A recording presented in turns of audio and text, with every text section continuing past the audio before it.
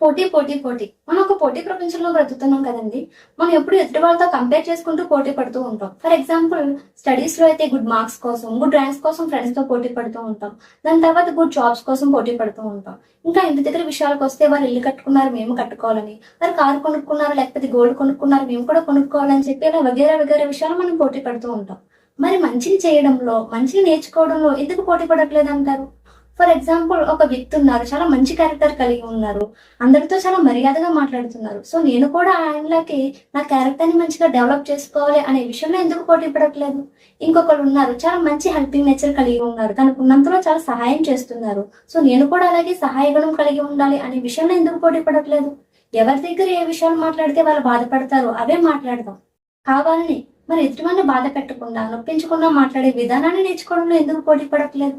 మనం ఈ విషయాల్లో కూడా పోటీ పడాలండి. దీన్నే గ్రంథాలు కూడా ప్రోత్సహిస్తున్నాయి. భగవద్గీత 3:19లో కావున నువ్వు సంగం లేని వాడివే చేయదగిన కర్మమును ఎల్లప్పుడూ చక్కగా చేయుచుండుము. అంటే మనం చేయదగిన మంచి పనులు ఏమైనా ఉన్నాయో అవి చక్కగా చేయమని చెప్తున్నారు. అదేవిధంగా బైబిల్ హెబ్రీయులకు 13:16లో ఉపకారమును ధర్మమును చేయ మానకుడి ఇట్టి యాగములు దేవునికి ఇష్టమైనవి. అంటే ఎదుటి వాళ్ళకి మంచి చేయడం దేవునికి ఇష్టం అని చెప్పడం జరుగుతుంది. అదేవిధంగా ఖురాన్ 5:48లో మంచి పనులు చేయడంలో ఒకరినొకరు మించిపోవడానికి ప్రయత్నించండి. అంటే ఏదైనా విషయంలో మనం పోటీ పడాలంటే గనక మంచిని చేయడంలో పోటీ పడమంటున్నారు.